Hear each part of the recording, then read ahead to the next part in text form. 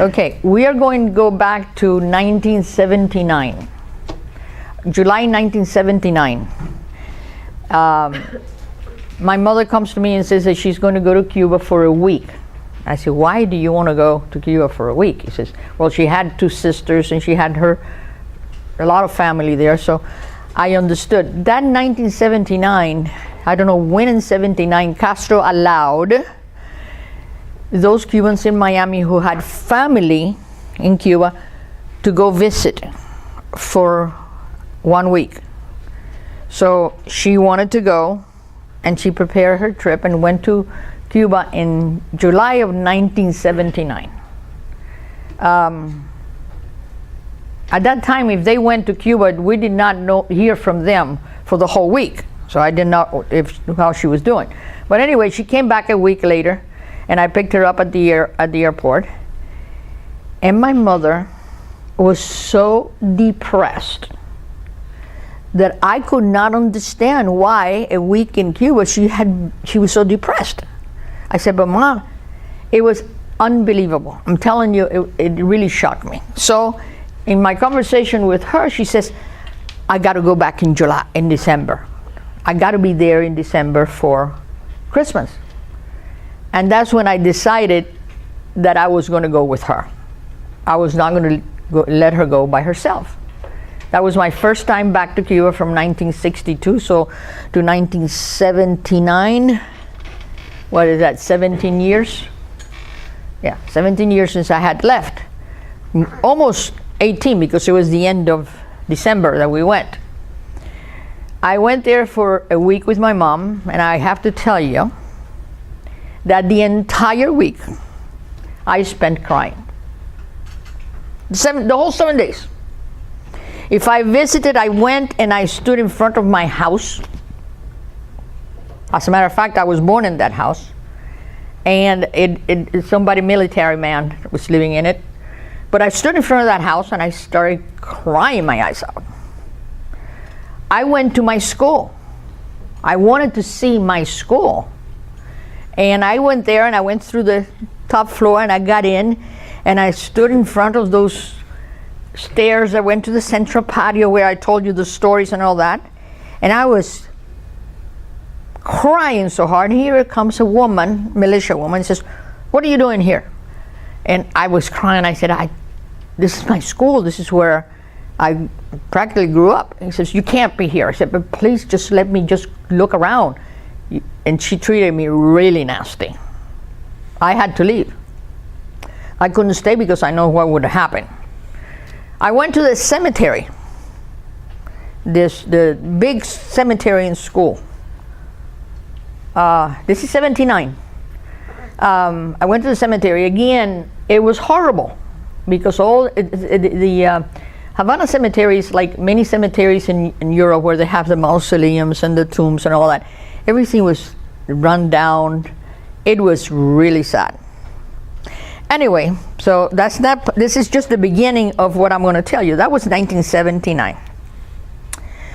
I came back, and I was exactly like my mother had been. It was so weird, if you can understand this. I got in the plane, leaving a place where it was horrible. The door of the plane closed, and 50 minutes later, the door of the plane opens, and you're in a different world. The impression I got is they would put me on a time capsule. How horrible could that be? So I came back the end of December, and I was, like my mother, very depressed. I remember that I went to a Wendy's and I ordered a hamburger meal, and I had the meal in front of me, and I wasn't able to eat it. This is how hard it was. I wasn't able to eat that hamburger, knowing where I had just come from. But anyway, the story comes now. We jump to April. This is a big story. We jump to April of 1980. 1980 in April, a bunch of Cubans jumped the fence at a embassy, a Peruvian embassy, to escape from Cuba. And it was in all the newspapers that what are they going to do? Are they going to, once they're inside the embassy, they couldn't take them out. But Castro, which I said to you was a very smart man, at that time in 1980, he had a lot of people against him. People were turning around, like I said, we can't continue this. So he came up with the idea, okay, if they want to leave, I'm going to open a port in Miami, in Cuba, and anyone who wants to leave, let the family come and get them. Okay? So what happened was in 1980, April, the Bay of Mariel, he said they can go to Mariel Bay and we will bring the family out to the boats and they can leave if they want to. So now it's April and this is starting to work out for the people in Miami. Went, oh my God, we can go get our families. My mother, I'm teaching theology to juniors that year in April at St. Brendan High School. And I come home, on Sunday night, my mother tells me, you know that the people are going to Cuba to pick up their relatives and all that? I said, yeah. She said, how are they going? By boat. I said, we don't have a boat. I said, yeah, but they're going. I said, well, I don't have a boat. I don't know, how can I do it? So Monday night, again, I'm in my room, and she comes and says, you know, there's a lot of people going and getting their families out, and my mom, I don't have a boat. How are we going to get the family out? I don't have a boat to get your sisters and my cousins and all that. She was so upset that I said, okay, let's do this. Tuesday morning, I said, I'm going to call the school, and I'm going to tell them I'm not coming to work. I'm going to take you around so you can see what's happening in Miami, how people were contracting with boat owners to go and get their people out. So I said, I didn't go to school. 8 o'clock in the morning, we went to downtown Miami where the marina is, and there were big boats there, and people were there like crazy. And I wanted to go to a man, he has a pad, and I said, what are you doing? He says, well, we're going to Cuba to get people out. I said, what do I have to do? He says, well, you got to give me the list of those that you want to get out with their address. I said, okay, how much? $1,000 per person. So I turned to my mother, there were 11 or 12. I said, I don't have the money to pay $11,000 to this man that I don't even know. Come with $11,000, $12,000 here. Here's the list of my relatives, bring them. I said, I can't do that. So she was very sad. I said, okay, all right, let's go down to the Keys and see what's happening in the Keys. So I said, we drive on US 1 to the Keys. The first key there is Isla Morada, which is still very far from Key West. And as I'm driving south on US 1, I see a couple, man and wife, crossing US 1 with grocery bags.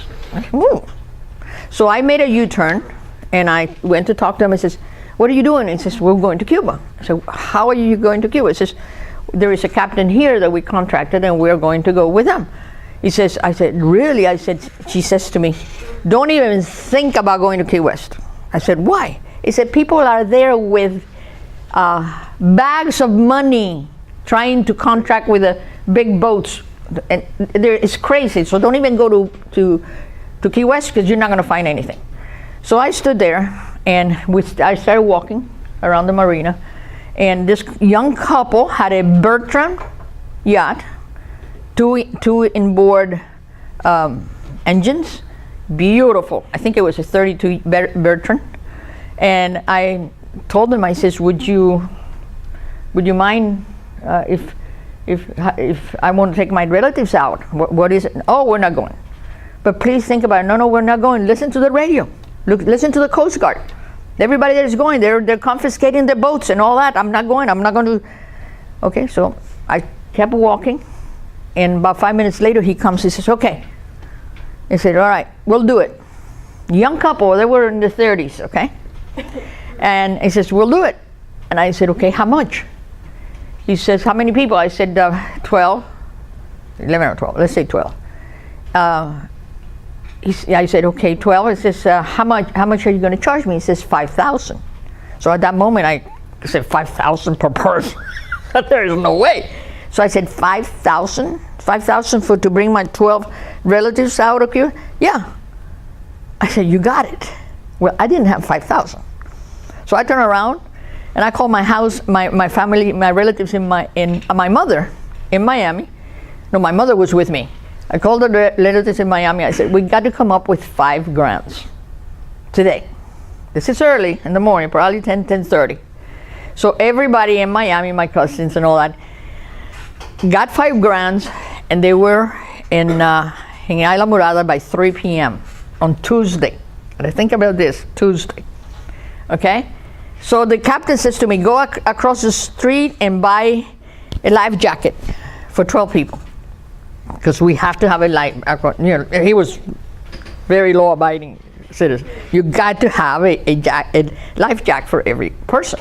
So I went, bought the life jacket. He says, and buy some food.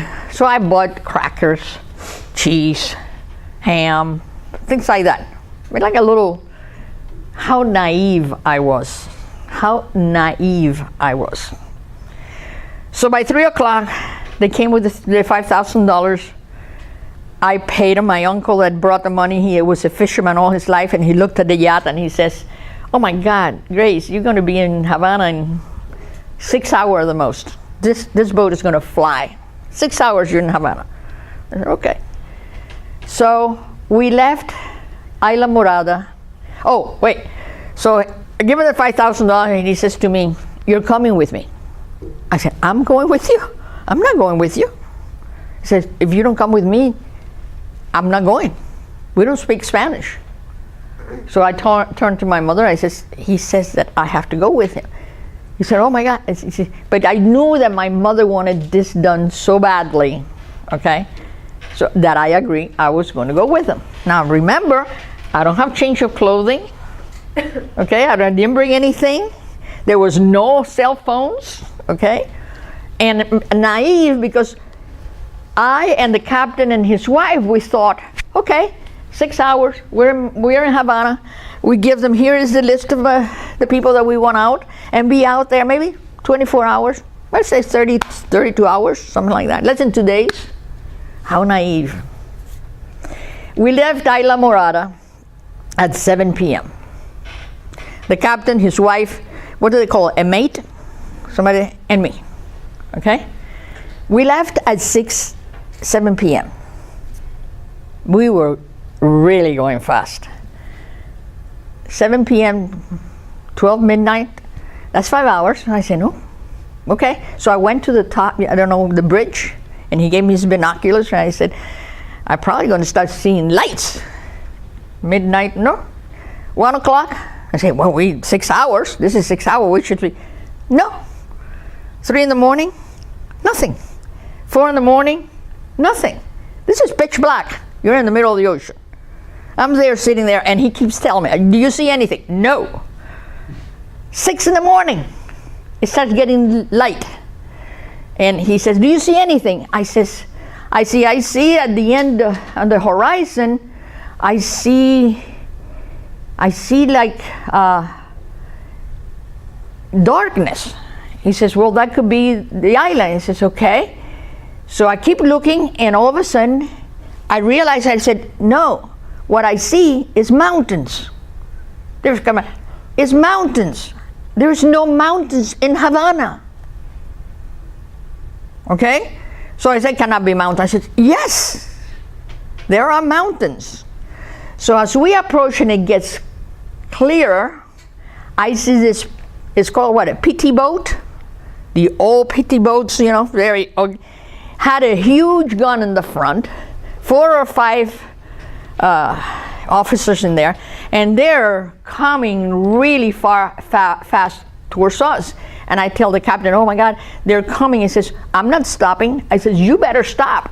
Look at the gun that they have in front of the... So he started, I don't know how they call it, idling the engine. And they came in real close to the boat, and one of them, the one that was in charge, says, where are you going? I said, we're going to, no, first he asked how many people were in the boat. I said, 4. So he says, where are you going? I says, we're going to Mariel to pick up our family. He says, well, you're way off course. And he gave me the coordinates or whatever. You tell the captain to this coordinates.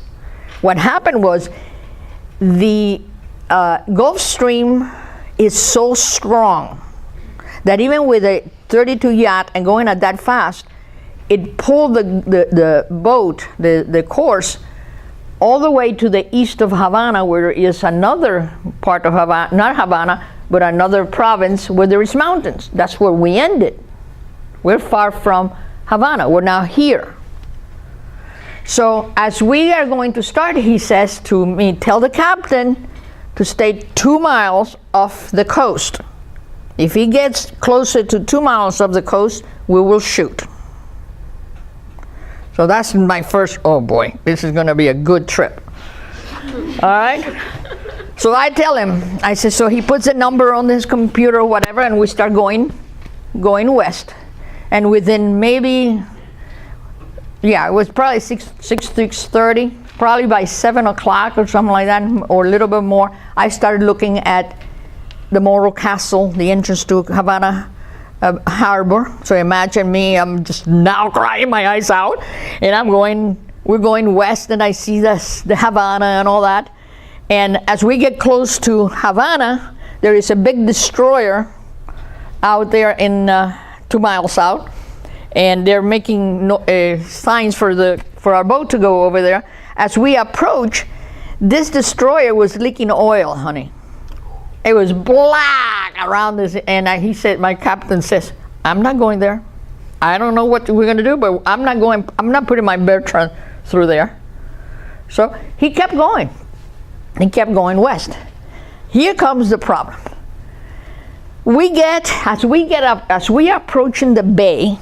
As we're approaching the bay, I'm looking at my binocular. There are hundreds of boats outside in the ocean.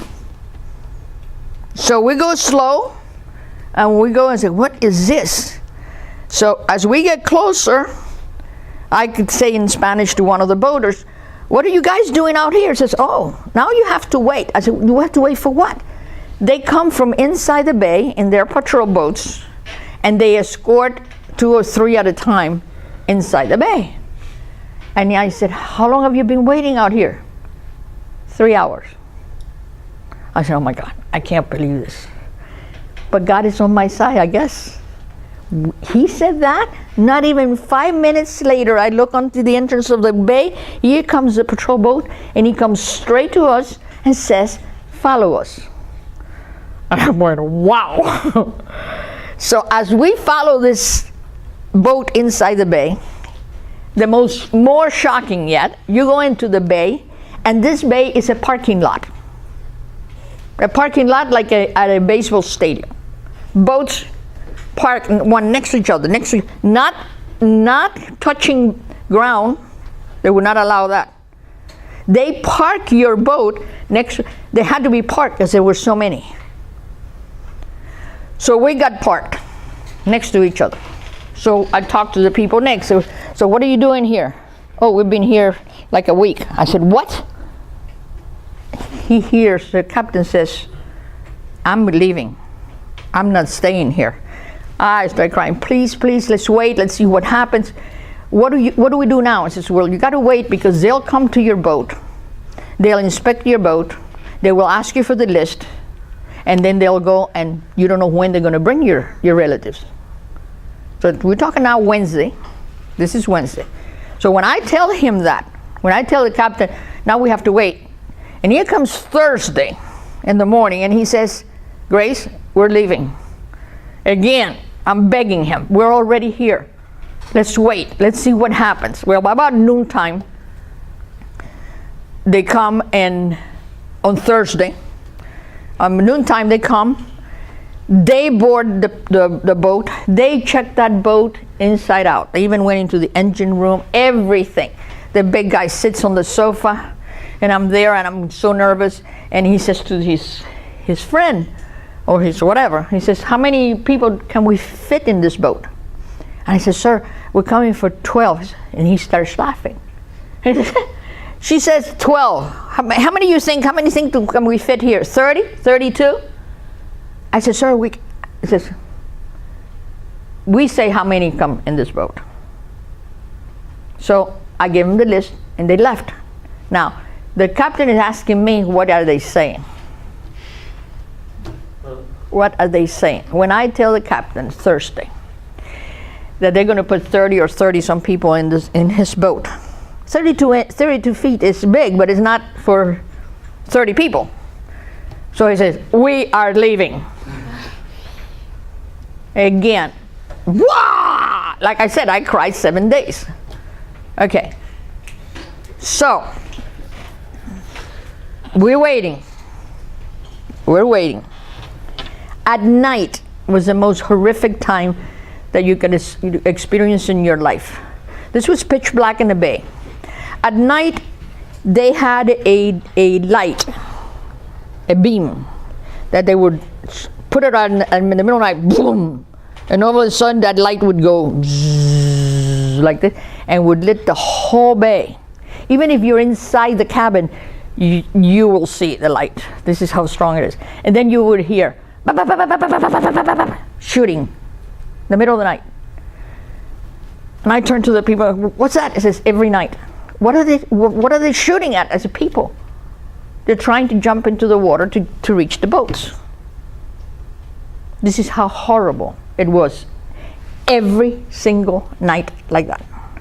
Okay, you understand, by Thursday, the ice that I had bought, there was no ice. The ham and cheese, they were gone. The crackers were gone. Okay? So we don't have anything to eat. Friday, and everybody's talking on their CB radios. Everybody. So Friday, we hear this on the radio. Mayday, Mayday, and it says Cuban Coast Guard. They say something.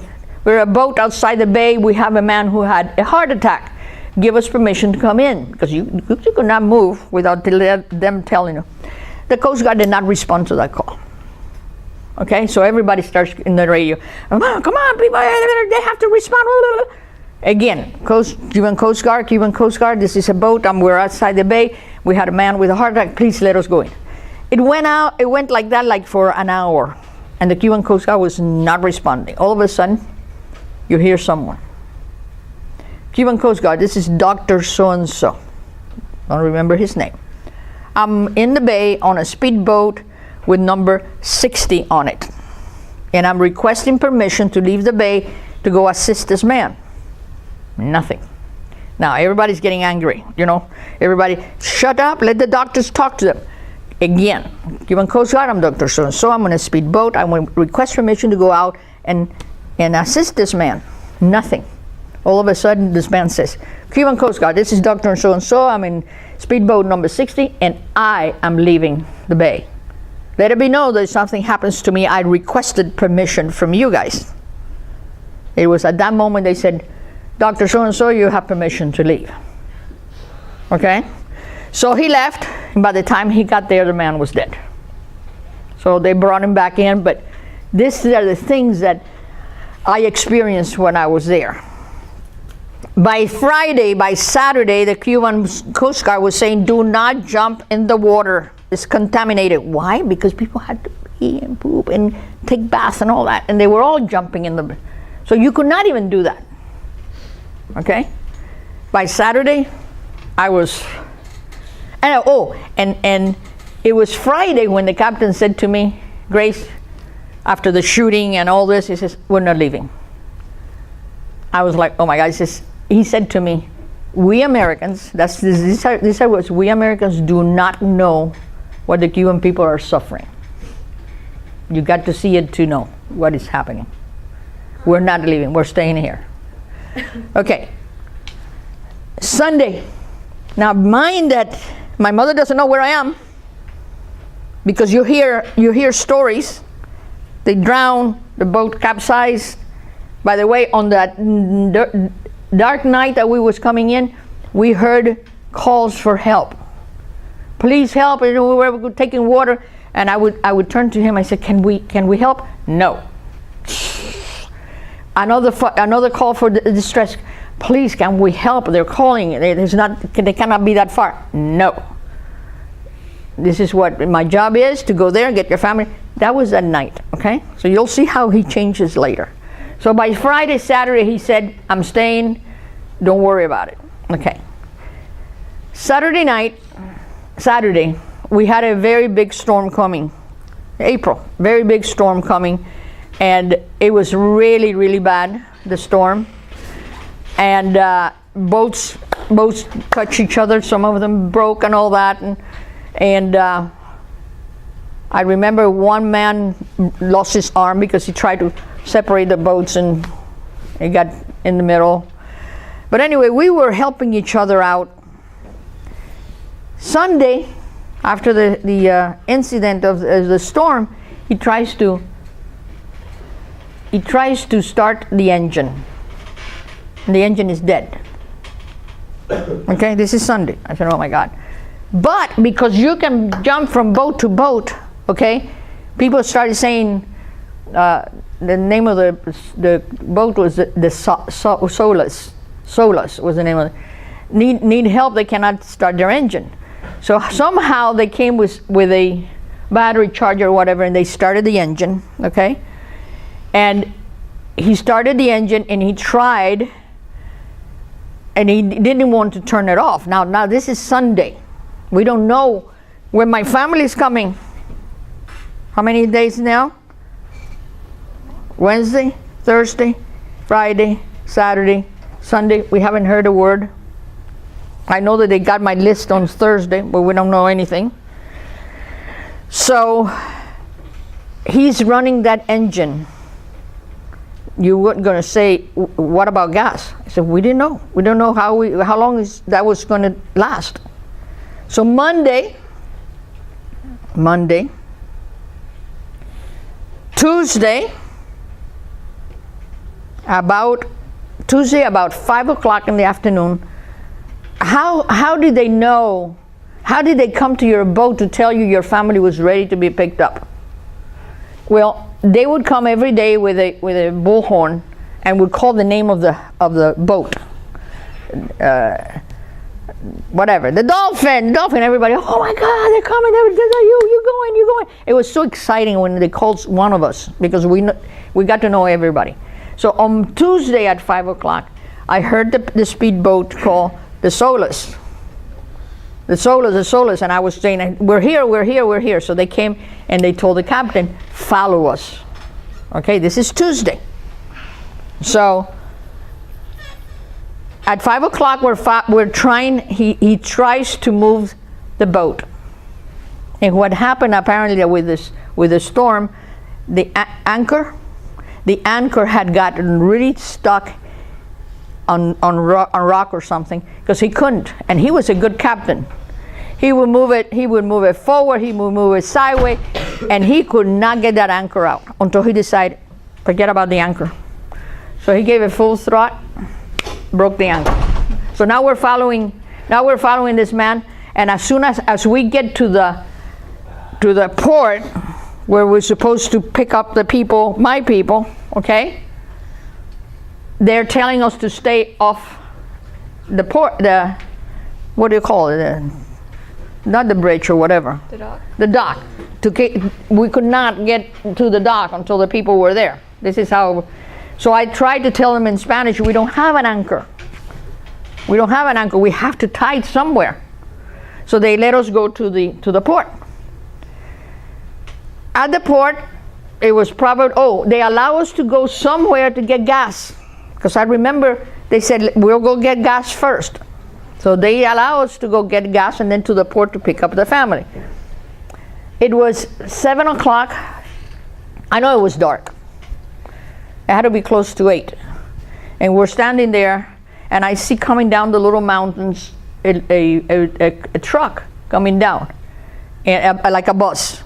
And then I see the bus coming down to the port, and they were in line, like if they were in school, you know, everybody had to be in line.